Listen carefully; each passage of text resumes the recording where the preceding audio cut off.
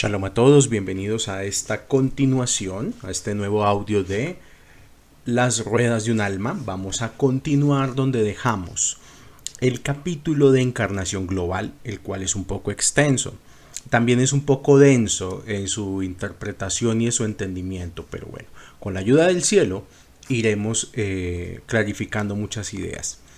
Continúa diciendo aquí que lo que parece surgir del Zohar es que las 7 formas de inteligencia que emanan de las 7 Sefirot de Zeir Anpin, Hesed, Geburah, Tiferet, Netzat, Hod, Yesod y Malhut son directamente responsables de nuestra manifestación universal. Estos avanzados seres no corpóreos ultraterrestres que viven en un sistema solar similar al nuestro dirigen las estructuras orbitales de nuestro propio universo y subsiguientemente despliegan los variados grados cuantitativos de la fuerza en diversas y específicas partes de nuestro globo terráqueo. Toda la vida baila al son de las influencias astrales, como queda más claramente demostrado por los fenómenos cíclicos.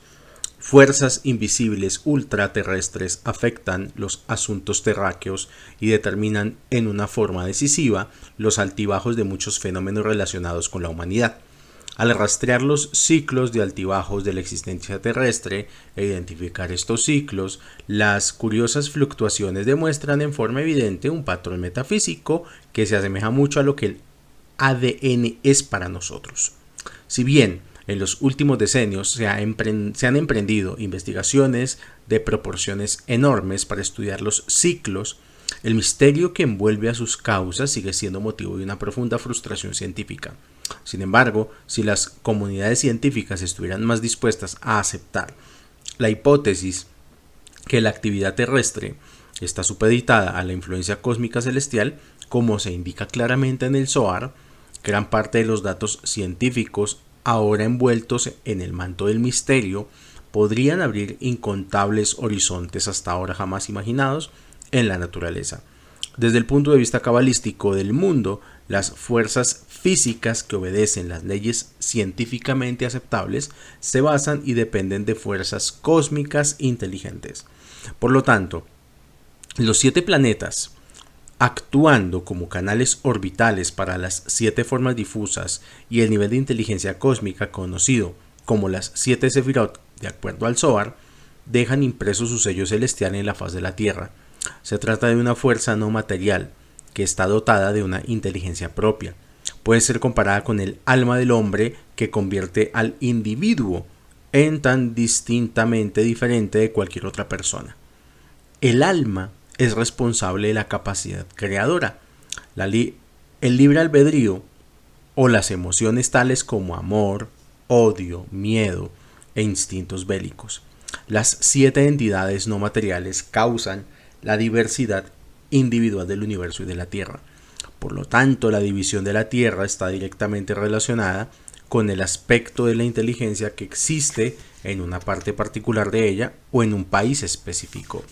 Esta fuerza controla a sus habitantes del mismo modo que un programador dirige una computadora o un piloto maniobra su avión. Este nivel particular de inteligencia es responsable de la división propia de nuestra Tierra. El habitante de Alemania no está bajo la misma influencia cósmica que, por ejemplo, una persona que vive en Rusia. Los rasgos y las costumbres que son característicos de una nación no pueden ser, y no lo son, similares a la de cualquier otra. Estas diferencias son el resultado directo de la influencia cósmica particular de cada nación. Y de hecho, cuando por ejemplo un astrólogo cabalista está calculando una carta natal, tiene que tener en cuenta el lugar de nacimiento. Las coordenadas específicas del lugar donde la persona nace son sumamente importantes porque esas coordenadas ayudan a configurar posiciones como las 12 casas del zodiaco, en este caso los 12 Mazalot como casas, ayudan a configurar nódulo norte y nódulo sur, etc. Entonces tenemos en cuenta que el ticún que puede estar pasando un país como Alemania no es el mismo ticún de un país como Colombia, como México, etc. Colectivamente, nos dice aquí Ralph Berg, tenemos un ticún específico. Por eso es que uno muchas veces ve que algunos países, por no, sin nombrar ninguno en específico, pero algunos países tienen el ticún de no generar más guerras, porque todo el tiempo están generando guerras, generando conflictos. Hay países cuyo ticún es que su población civil sea más disciplinada, que no sea tan folclórica, que no sea tan despreocupada. El ticún de otro país puede ser que su población no sea tan corrupta, porque hay países donde la corrupción es norma general entre todos los habitantes, desde el que vende limones hasta el presidente. Todos están dentro de la dinámica de la corrupción. Voy a continuar la lectura. Dice aquí: ¿acaso esta revelación implica que la gente de una nación actúa y se comporta en forma similar? Evidentemente que no. Las personas siguen siendo individuales. Entonces, ¿cómo podemos reconciliar la creación de rasgos y costumbres comunes a una nación de vida, a la infusión de una energía cósmica particular y al mismo tiempo la habilidad de cada persona de mantener sus propias características individuales y únicas en su género? Un misterio similar que quisiera explorar es el conflicto entre el cambio constante y la obstinada insistencia del hombre a aferrarse a modalidades bien definidas de comportamiento. El proceso inevitable de cambio que se ha convertido en un lema en la alta tecnología nos hace que nos preguntemos por qué las formas de vida se mantienen sin cambio alguno durante periodos tan prolongados. En una sociedad de rápida evolución, la humanidad, así como las demás formas de vida, mantienen el deseo para exactamente las mismas cosas que nuestros antepasados anhelaron. Los adelantos espectaculares y sorprendentes que en última instancia son instrumentales en los grandes progresos han tenido escaso efecto en el pensamiento humano. La estabilidad conservadora parece ser la regla para la mayor parte de las especies en nuestro universo. ¿Es que nuestro estado de ánimo es realmente diferente del que tenía la gente en la Edad Media? A pesar de los cambios ambientales dramáticos junto con el síndrome del progreso, ¿es que las necesidades psicológicas humanas se han modificado a través de los siglos? Resulta claro y evidente que seguimos manteniendo nuestras características prístinas y primitivas, las que efectivamente nos han permitido hacer frente a las penalidades de la vida. ¿Acaso nos hacemos mejores si crecemos con el progreso que sigue siendo más complejo a medida que transcurre el tiempo? Tal vez ello significa que hemos de considerar la falta de cambio como un fracaso evolucionario. Aquí voy a hacer un comentario. Cuando uno estudia Torah y la estudia desde una perspectiva histórica, no desde una perspectiva mística, el pueblo judío ha sido un pueblo que ha tenido que evolucionar y cambiar. Es un pueblo que su religión, su forma de ver a Dios, ha tenido una evolución a través del tiempo. Pensemos, por ejemplo, en los judíos de la época del rey David. Judíos en una época rústica, baja nivel de tecnología. ¿Acaso los judíos de Jerusalén en la época del rey David sabían las mismas matemáticas que los judíos de hoy en día? Por supuesto que no. Las matemáticas de un campesino judío de la época del Tanaj, de la antigüedad, eran matemáticas más que todo para saber cuántas cabras y cuántas vacas tenían, y poco y más que eso. Pensemos en la vida espiritual de un campesino judío de la época del rey David. ¿Acaso ellos rezaban como nosotros? ¿Acaso ellos guardaban las fiestas como nosotros? ¿Tenían el refinamiento intelectual o el nivel de estudio de Torah de estas generaciones? Pensemos cómo era la vida espiritual de los judíos de la antigüedad hace 2000 años, hace 2500 años. Si nos damos cuenta, un judío de ese entonces, si lográramos viajar en el tiempo, percataríamos que la vida de ellos giraba en torno al templo, y para ellos Dios era ir a llevar sacrificios al templo, ir y llevar korbanot, y presentarse en las fiestas altas, presentarse en los Shalosh Regalim, porque eso era un mandato de llegar allá y presentarse en las fiestas principales, en Pesach, Shavuot y Sukkot. O sea, una sociedad predominantemente agrícola que no tenía mucha intelectualidad.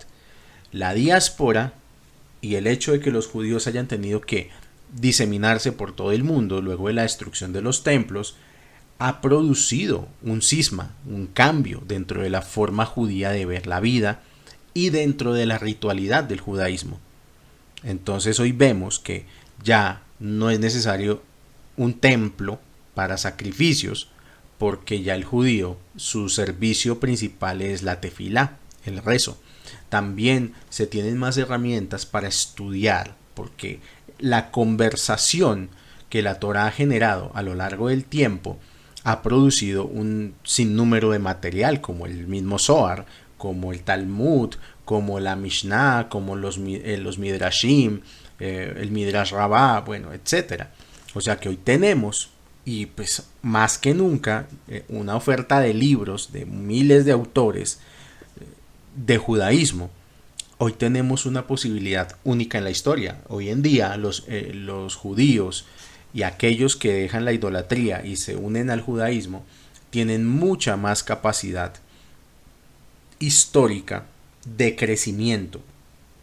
Esto para explicar que el judío a lo largo de los siglos se ha tenido que adaptar a su tiempo, se ha tenido que adaptar al país donde vive, se ha tenido que adaptar a las costumbres del país donde vive.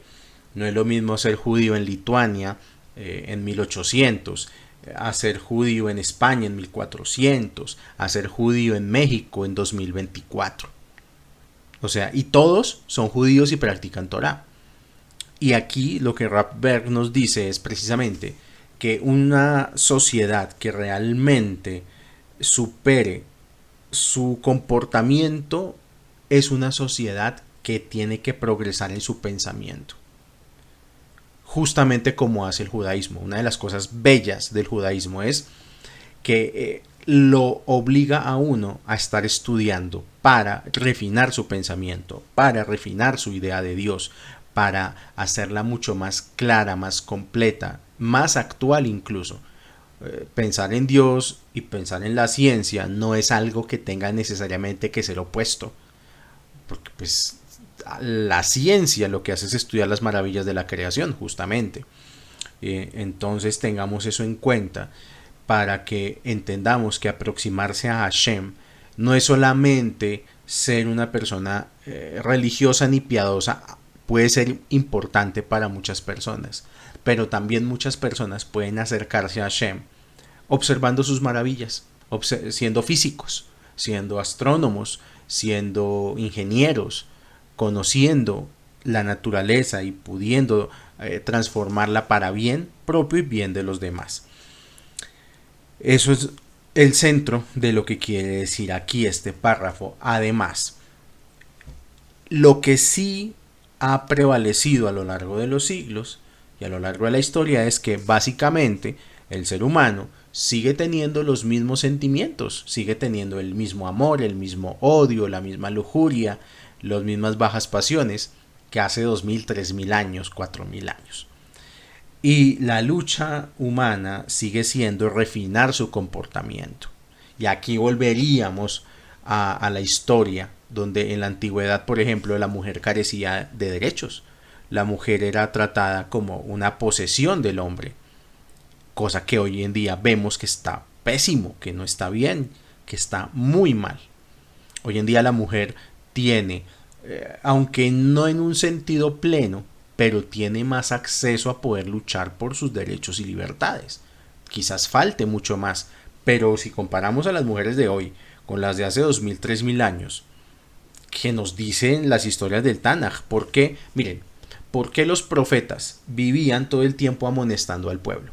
Principalmente porque la gente no cuidaba de la periferia del pueblo, la gente más vulnerable, que generalmente el Tanaj los menciona como el huérfano, los ancianos y las viudas.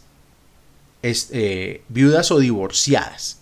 ¿Qué quiere decir esto? Que en el pasado un hombre se aburría de una mujer, y esto también está consignado en el Mishneh Torah, en ciertas halajot que el Rambam da sobre matrimonio. Un hombre se aburría de una mujer porque, no sé, no le cocinaba bien, no le cocinaba rico, Entonces la sacaba, la divorciaba y la echaba a la calle. Así funcionaba el mundo antiguo. Antes de la Torá, la mujer era prácticamente una especie de esclava del hombre. La Torá, ¿cómo llega a corregir eso? Primero que todo, llega a colocarle límites al hombre con respecto a su relación con la mujer. Le llega a colocar leyes, la Torá, y le dice al hombre: usted tiene que respetar a su mujer, le tiene que dar dignidad, la tiene que mantener, le tiene que dar una manutención monetaria, le tiene que dar un hogar, ¿ok? No la puede tomar para su placer cuando quiera. Hay unas leyes de cuando una mujer está bien para que el hombre la tome y cuando no. Las leyes de nidad. E igual, si el hombre a fin de cuentas toma la decisión de que ya no quiere vivir con esa mujer, la tiene que divorciar. Y el divorcio implica una compensación económica importante, de tal manera que la mujer no quede desprotegida.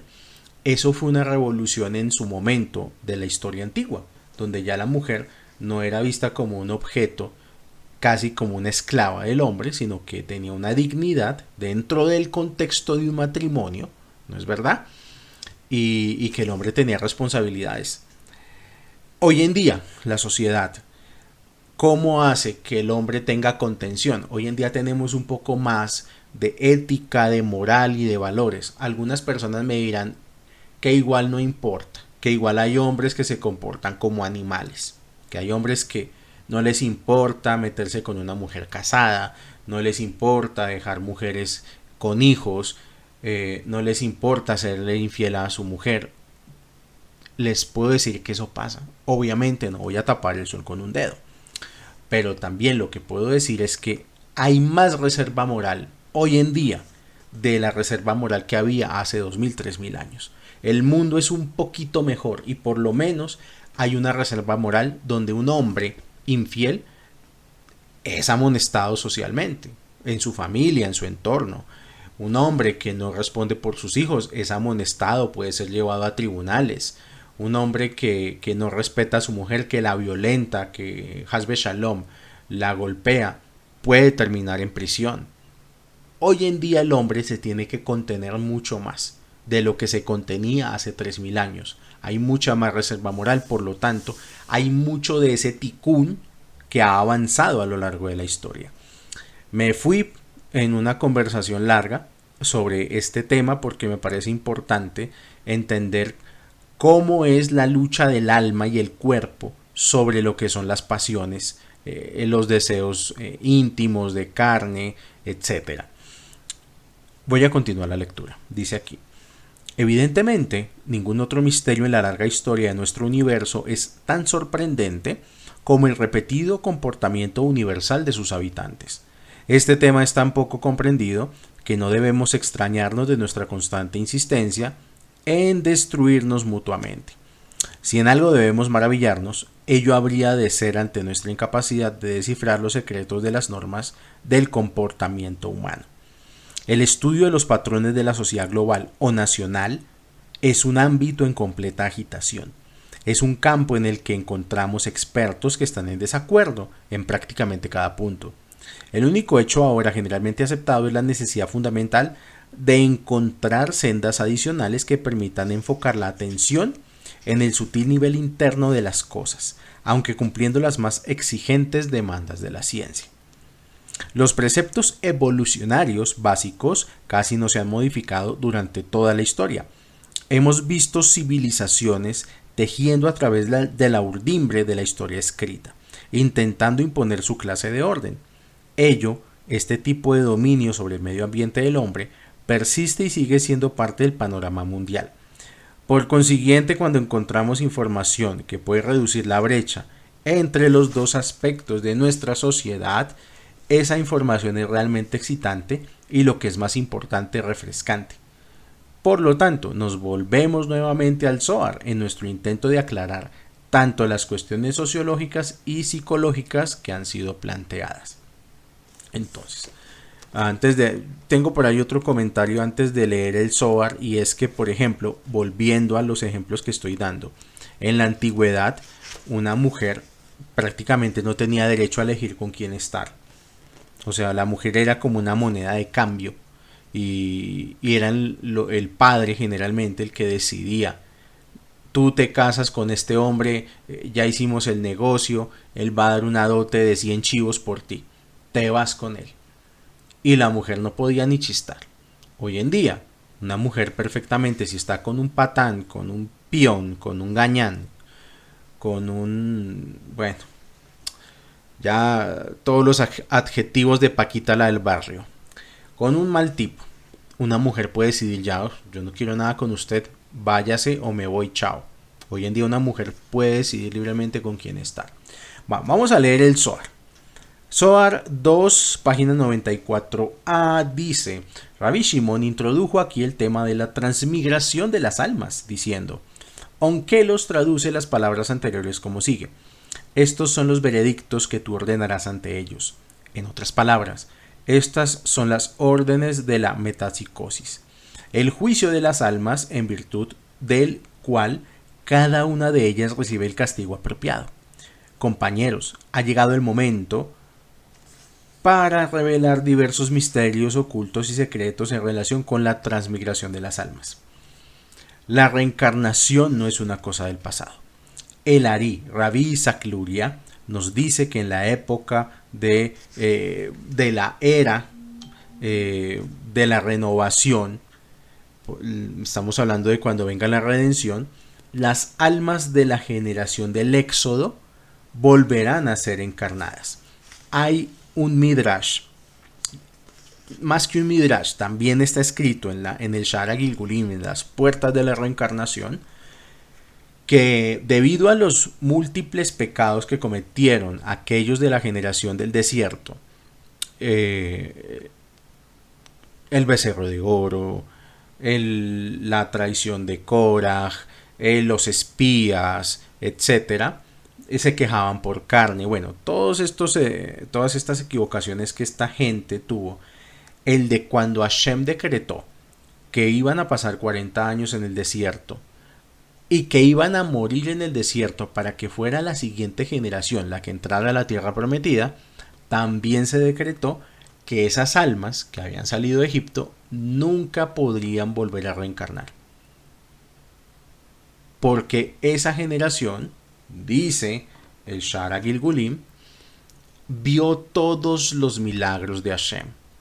Vio todo, vio las plagas, vio la partición del Mar Rojo, estuvo en el monte Sinaí, recibieron la Torá 2 veces, tras de todo les caía maná del cielo, las nubes de gloria los cubrían, y aún así cayeron, y aún así no estuvieron a la altura.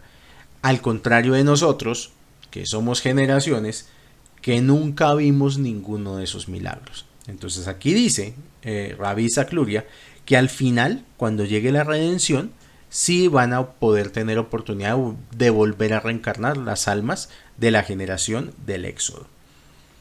Por lo tanto, la historia de nuestro universo es de hecho la historia de almas que regresan. ¿Qué es lo que precisamente explica el ininterrumpido e incambiable proceso evolucionario de la humanidad? Tanto si comprendemos debidamente o no lo que atrae un alma a penetrar en el presente plano, es esencial saber que todos nosotros hemos estado antes aquí. Por consiguiente, cuando consideramos los padrones del comportamiento del hombre, de hecho, estamos examinando aspectos de nosotros mismos en vidas anteriores. Para la mayoría de nosotros, la vida es casi una repetición de las actividades que hemos hecho en un tiempo anterior y de una tarea que hemos intentado hacer antes, pero que por alguna razón no la pudimos realizar. Es precisamente por esta razón que el hombre se mantiene en un inalterable estado de ánimo psicológico. Por consiguiente, el hombre sigue teniendo sus características prístinas y se aferra a normas de existencia bien definidas, hasta que el ser humano del siglo XX se convierte en una mini película cinematográfica proyectada una y otra vez. Lo que parece surgir del punto de vista cabalístico y lo que estoy sugiriendo es que el comportamiento humano no está solo controlado genéticamente en una medida apreciable, sino que además el proceso de su tikkun dirige y dicta los rasgos del hombre moderno, así como los padrones de amor, odio y agresión exteriorizados actualmente. Ahora bien, sé que esta posición desafía el punto de vista convencional de la mayoría de los científicos sociales, quienes insisten en que son los aspectos culturales del medio ambiente en el que el hombre se cría y no en la encarnación o imperativos biológicamente relacionados los que plasman la naturaleza del ser humano. Los efectos de largo alcance de nuestro espíritu humano interior se extienden a través de nuestras características, ya sea si uno vive en una ciudad o una comunidad rural. Yo amplío la apuesta que hace Radberg en este párrafo y es cuántas personas, por ejemplo, tienen un miedo irracional a cosas que no entienden por qué. Hay gente que le tiene miedo al agua y no sabe por qué. Quizás porque en una vida anterior tuvieron un percance con el agua. Hay gente que le tiene miedo a las alturas, inexplicables, o sea, ya a nivel de fobia, de pánico. Hay gente que no puede comer cierto tipo de alimentos. Hay gente, bueno, puedo dar montones de ejemplos de comportamientos que no hacen parte de una programación cultural.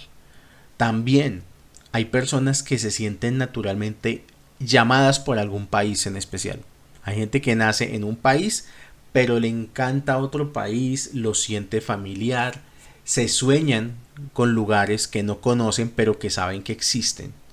Hay gente que se sueña en algún pueblito de Francia, por ejemplo, y nunca lo ha visitado.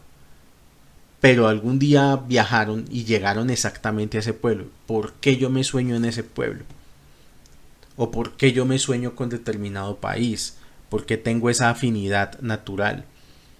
Entonces ahí encontramos patrones que no se pueden medir sociológicamente del comportamiento humano. Más aún todavía, porque hay gente que se acerca al judaísmo, que se acerca a la Torá. Si la Torá pues no es muy emocionante, no es así como un gran divertimento. La Torá a veces es dura, a veces es rígida, a veces la Torá tiene muchas reglas, pero hay gente que su alma la llama la Torá. Hay gente que llegan y viven un primer Shabbat y ya no pueden vivir sin Shabbat. Ya sienten una conexión profunda con la religión de Hashem. ¿Por qué será? Hay gente que llega al judaísmo de la manera más inverosímil o a cualquier otra religión, pero pues estamos aquí nos concita es el estudio de los libros y de la sabiduría judía, por supuesto. O sea que usted que está escuchando este audio y que no nació judío, sepa y entienda que su alma está llamada a este camino por motivos que quizás su mente consciente nunca va a entender, que son designios, como dice Radberg, de vidas anteriores. Voy a continuar la lectura. Dice aquí: el comportamiento externo, tal como se traducen los rasgos y las costumbres, es totalmente determinado por la fuerza cósmica que prevalece en una parte específica del globo. Si pudiéramos volvernos hacia adentro a la gama humana del espíritu, encontraríamos con un ámbito prácticamente ilimitado para trazar las respuestas a las complejidades de la Tierra.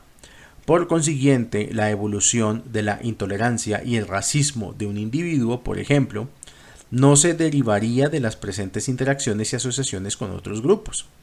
Únicamente una mayor comprensión del proceso del tikkun liberará al hombre de la intolerancia y el racismo.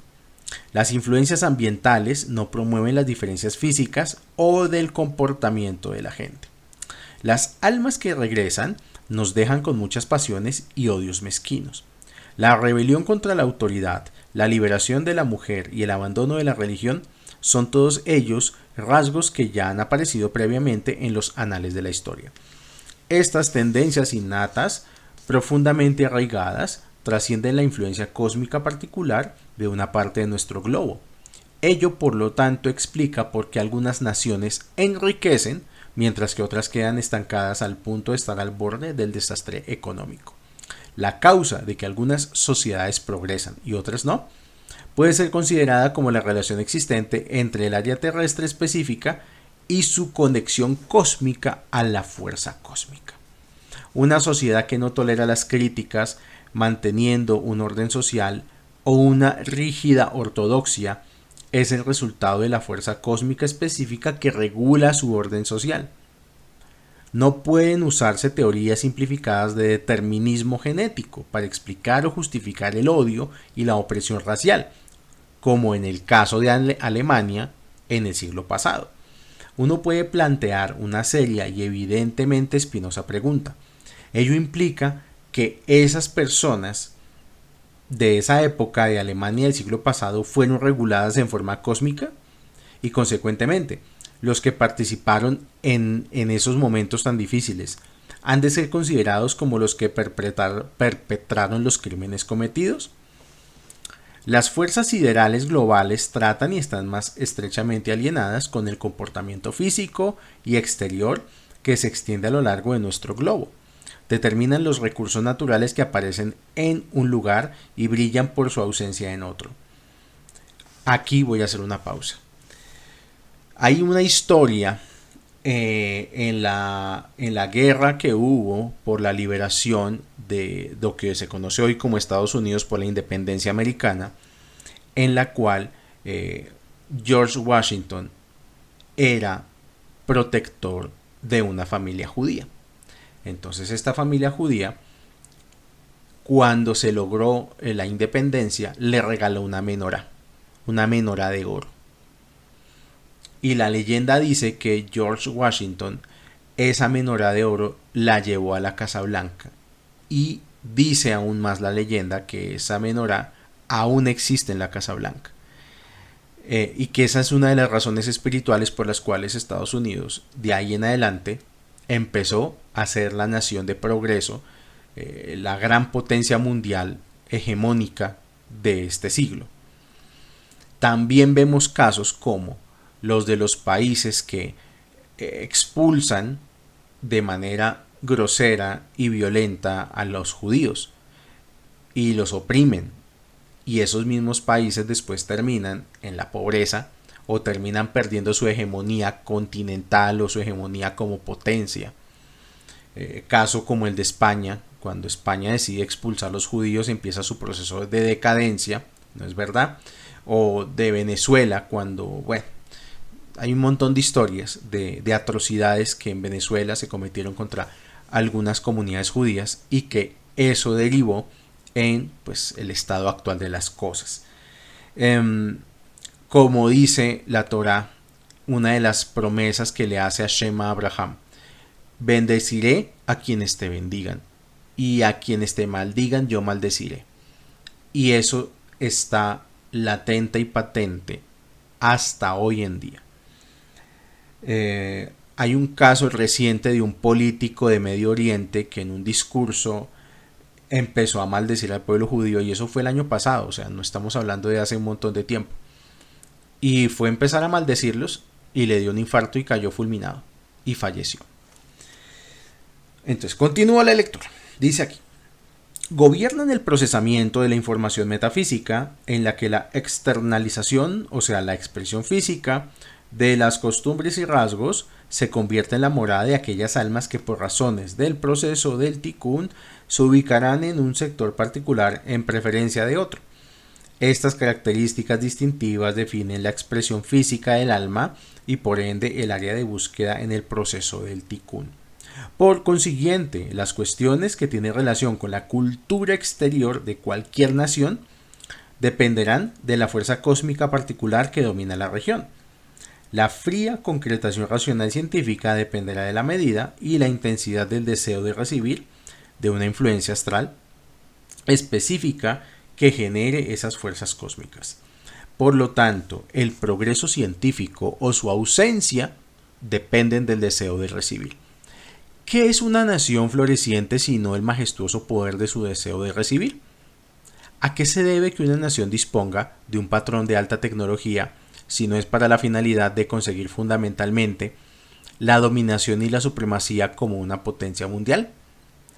Yo considero, haciendo aquí una pausa, que cada pueblo, de acuerdo a su acervo cultural, tiene momentos donde hay un espíritu de la época y el espíritu es general al pueblo, aunque haya individuos, obviamente. Pero pensemos, por ejemplo, pues yo vivo en Colombia, soy colombiano.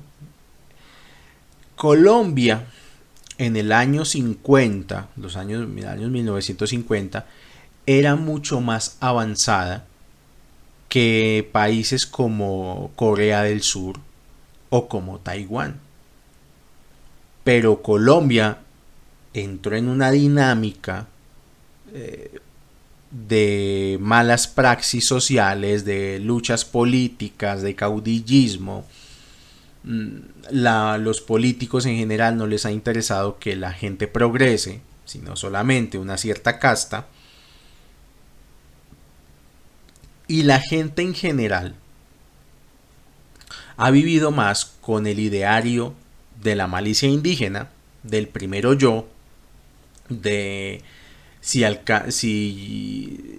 me salvo yo está bien, o sea, un individualismo latente.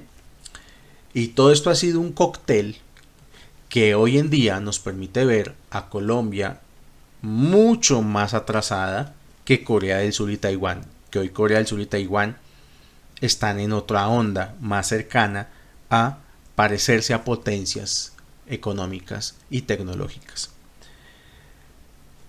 Entonces sí, los pueblos tienen cierto espíritu que los impulsa a organizarse y como se dice, a jalar todos para el mismo lado y buscar el progreso organizado a través del trabajo, a través del capital, a través del esfuerzo, a través de los valores. Y hay otros pueblos que se dedican a vivir de el vivo vive del bobo, a vivir de la malicia indígena, a vivir de la sociedad de la trampa.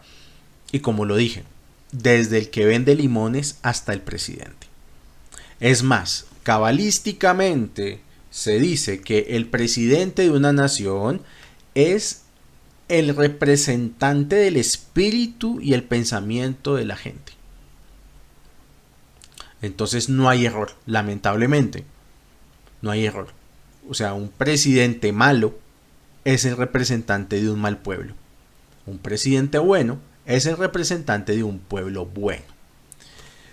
Voy a continuar la lectura. Dice aquí: entonces podamos preguntarnos, ¿es acaso esto justo? La pregunta se encuentra precisamente en la finalidad para la creación en su propia incepción. Es decir, lo que hablábamos como el pan de la vergüenza. Estos sistemas de referencia o coordenadas negativos proporcionan al hombre una oportunidad para ejercer su libre albedrío y de ese modo conseguir desprenderse del pan de la vergüenza. Evidentemente, si no existieran estas fuerzas cósmicas negativas, entonces el hombre se tendría que conformar sencillamente a una clase preprogramada de inteligencia que dictara la filosofía del compartir y dejar escaso lugar para nuestras pasiones, odios y otros despreciables y viles trazos que nos distinguen de las computadoras. Por lo tanto, si bien por una parte la negatividad cósmica dio lugar y provocó un comportamiento abominable en ciertos pueblos a lo largo de la historia, esa influencia, por muy poderosa que fuera, podría y hubiera debido ser regulada y controlada. Esta es la obligación y la finalidad de la humanidad que piensa y elige libremente. Y aquí la palabra clave es pan de la vergüenza. Hay sociedades que detestan el pan de la vergüenza y son las sociedades que valoran el trabajo, valoran el esfuerzo, premian al que triunfa en la sociedad y ven, por ejemplo, al que triunfa en la sociedad como un benefactor. O sea, por ejemplo, el empresario se vuelve un benefactor de la sociedad. Alguien que triunfa jalona a los sectores más deprimidos de la sociedad, da empleo, mejora las condiciones de vida, etc. Y las sociedades que aman el pan de la vergüenza son las sociedades que quieren que todo se les dé, que todo sea regalado, que todo es un derecho, que el Estado me tiene que dar, me tiene que sostener. Muchas personas traspolan al Estado como si fuera un padre que lo tiene a uno que mantener. Y eso es porque el espíritu de esa sociedad está girando en torno al pan de la vergüenza. Por tanto, esas sociedades, lamentablemente, y hay muchos casos a lo largo de la historia, no logran progresar. Voy a continuar la lectura. Dice aquí: nuestra capacidad de estudiar el universo ha dependido principalmente de información recibida en luz visual. Para propiciar nuestra comprensión del universo material en el que vivimos, existe la necesidad de comenzar a observar su intrínseca dinámica interna. Dice aquí: Jerusalén, el centro de energía del mundo. En forma similar, hay 7 tierras abajo, cada una superior a la otra, siendo la tierra de Israel la más alta de todas y Jerusalén el punto más elevado de energía en todo el mundo habitado. Esto está en el Zohar, tercer tomo, página 109a. Esta no es la primera vez que el Zohar indica la enorme potencia que parece estar concentrada en el centro de la energía de Israel. Vamos a ver qué dice también el Zohar en el segundo tomo, página 7b. Se dice en el libro de Rabbi Afnuna, el anciano, en relación con las palabras, abro comillas: ahora surgió un nuevo rey sobre Egipto que todas las naciones del mundo, en el pasado, presente y futuro, y todos sus reyes, se hicieron poderosos únicamente a causa de Israel. Egipto, por ejemplo, no dominó a todo el mundo antes de que Israel se radicara allí. Lo mismo puede afirmarse en el caso de Babilonia. Grecia, Babilonia en el 586 antes de la era común y en Grecia en el 200 antes de la era común, así como Roma en el año 60 antes de la era común. Previamente todas esas naciones habían sido totalmente insignificantes y despreciables. Fue totalmente debido a Israel que se hicieron grandes. Típicamente sí pasa que una sociedad donde se acoge al pueblo Israel es una sociedad que empieza a progresar. Y hay un montón de casos y ejemplos de esto. La verdad que tienen estas palabras del Zohar se vuelve muy clara si consideramos por un instante la suerte de la tierra de Israel en relación con el curso de la historia de otras naciones del mundo. Así es que encontramos el imperio persa de Ciro en su apogeo cuando los judíos vivían en ese país en exilio. Un fenómeno similar ocurre en el caso de los imperios babilónicos, romanos y hasta el imperio otomano. El ejemplo más reciente de este extraordinario patrón es el imperio británico. En cada caso, el país en cuestión alcanzó el cenit de su influencia internacional en un tiempo cuando dominaba sobre la tierra de Israel y contó su declinación desde el momento en que perdió la posesión de esta tierra. Cuando los patrones comienzan... aquí lo que está explicando este párrafo es que en la era antigua, la nación que invadía Jerusalén y la dominaba, prácticamente dominaba el mundo. Pero también, repito, cuando un país acoge de buena forma al pueblo judío y le da facilidades para que en ese país, ese pueblo atesorado de Hashem, guarde Torah, guarde Misbot, las Misbot que uno hace en determinado país benefician al país. Continúo. Ya vamos terminando. Dice aquí: cuando los patrones comienzan a formarse, debemos considerar la fuerza o fuerzas metafísicas que están detrás de ellos. El Zohar revela la existencia de esas fuerzas cósmicas internas que modelan la historia de nuestro universo. En su descripción de Israel, uno no puede menos que darse cuenta de esa interconexión existente desde expotencias mundiales y el centro de energía intrínseco de Israel. Esta es precisamente la razón por la cual naciones han tratado de conseguir sus recursos energéticos. Sin embargo, advierte el Zohar, esa misteriosa y descomunal planta motriz cósmica que hace girar el universo también puede causar destrucción a quienes no están interiorizados con la conexión cósmica o carecen del lazo apropiado con el que pueden engancharse con ella. De ese modo se nos proporciona un ejemplo adicional de la gravitación atmosférica de la Tierra sobre el destino de la humanidad. Al proporcionar a un alma encarnada el medio ambiente que conforma las especificaciones del proceso de su tikkun. Ello dará lugar a que algunas almas aparezcan en un lugar particular del globo, de modo que puedan suministrar los requerimientos necesarios para cumplir con su tikkun. Por consiguiente, cuando hemos planteado la pregunta sobre el por qué ocurren cosas, cómo pasan en una región y no en otra, vemos que las personas que hacen historia estaban destinadas a regresar a donde volvieron, ejerciendo influencias astrales sobre la Tierra como parte integral de todo el mundo de la reencarnación. Con este último pasuk, con este último párrafo, culminamos este capítulo. En el próximo audio creo que nos quedarán por mucho 1 o 2 audios. Yo diría que por mucho 3, pero creo que son 2 nomás para culminar este libro de las ruedas del alma, las ruedas de un alma. Hablaremos de las civilizaciones antiguas.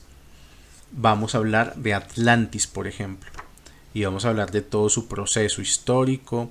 Vamos a ver qué nos dice Rapberg a través de estas páginas, qué pasaba en esta ciudad, en esta civilización particularmente.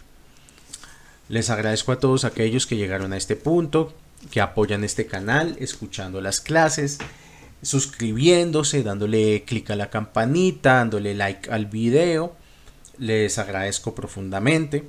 Eso ayuda mucho a que el canal pues pueda crecer. Que Hashem los bendiga con bendiciones del mundo superior y con bendiciones de este mundo en Refuah Shelema, Parnasá, Atzlajá, Briyut, Shalom Bait.